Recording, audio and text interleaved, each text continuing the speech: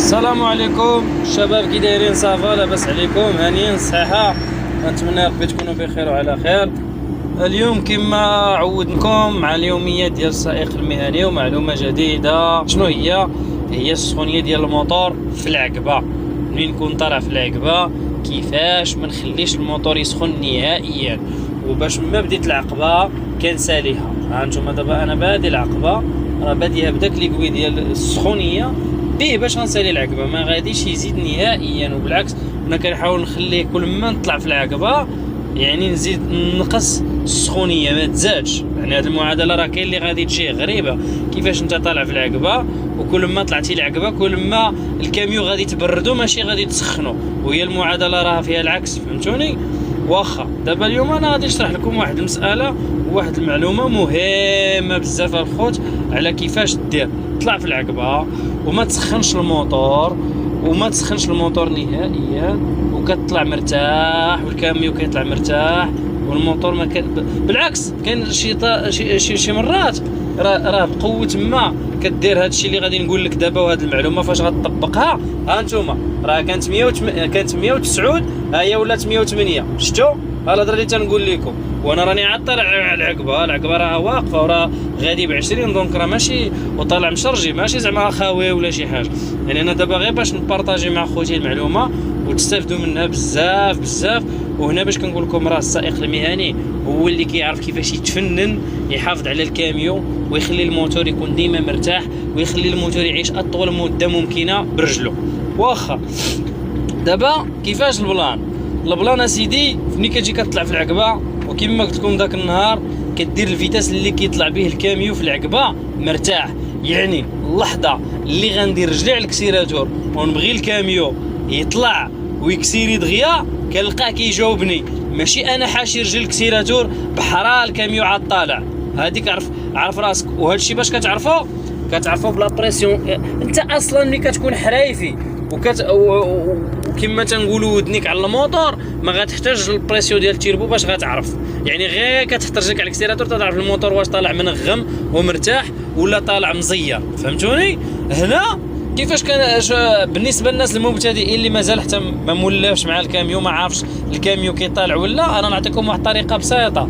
اغلبيه ديال الرماك كتلقى عندهم واحد ليكوي ديال لابريسيون ديال التيربو. فهمتوني؟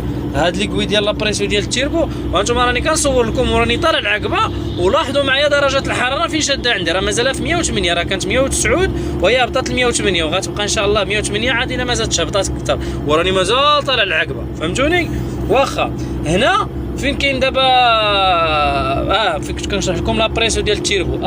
لا بريسيون ديال التيربو هي هذه هنا، انا نوريها لكم. ها هي هاد الفوقانيه هاي ها هو التيربو. هذه لا بريسيون ديال التيربو.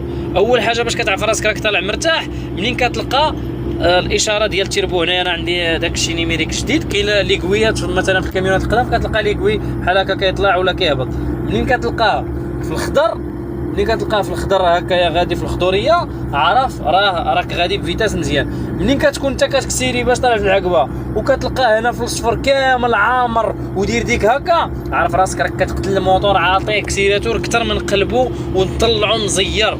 هنا هذه حاجه بسيطه بالنسبه للناس اللي مبتدئين مازال ما عارفينش كيفاش يعني يعرفوا واش الموتور راه مرتاح في العقبه ولا ما مرتاحش. كما قلت لكم كاين الطريقه الاولى كنكون داير رجع الكسيراتور، الا كنت غير حاط رجع الكسيراتور والكاميون طالع مرتاح راه مزيان. كنت داير رجع الكسيراتور ومكسيري بالجاد باش بحرا الكاميون غادي، انا عارف راسي راني انا هذيك الطريقه ديك الفيتاس باش غادي راه قاصح على الكاميون بزاف. فهمتوني الخوت؟ واخا هذه الطريقه الاولى اللي كندير، يعني كندير فيتاس صغير اللي طالع في العقبه مرتاح كيف ما بغى يكون عندك الطوناج. شنو ما بغى يكون بقى تقراطي تلقى الفيتاس اللي غادي يمشي به الكاميون مرتاح في العقبه وكتخليه هكا. ها انتم ها ليكوي ديال السخونيه ها هو فين راه مازال في 108 وانا راني قريب غادي مازال العقبه ما ساليتهاش، يعني راه ضربت فيها النص تقريبا. غير باش كنبين لكم يعني راه منين ما كديرش هاد الطريقه راه غير 200 300 400 متر الا ما كنتيش فنان فيها راه كتلقى السخونيه ديال الرموك كتطلع لك. فهمتوني الخوت؟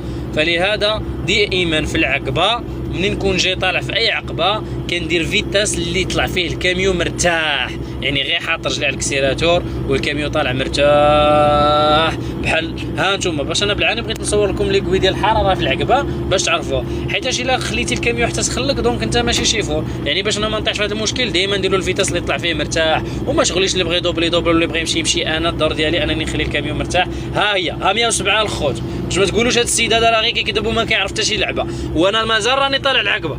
ها انتوما يعني انا كما قال هذاك راه غادي وكنطلع، وكل ما كنتي غادي بالكاميو كطلع كل ما العقبه كل ما الكاميو كيزيد يسخن. انا راه القاعده راه عندي معكوسه. علاش؟ حيت الطريقه اللي عاطيكم شي حاجه اللي صحيحه، عمر الكاميو يسخن لك نهائيا كيف ما بغات تكون العقبه. فهمتوني الخوت؟ وتهلاو في لي فراسكم والله يعاونكم، وتا المعلومه اخرى ان شاء الله جديده. الله يعاونكم الخوت.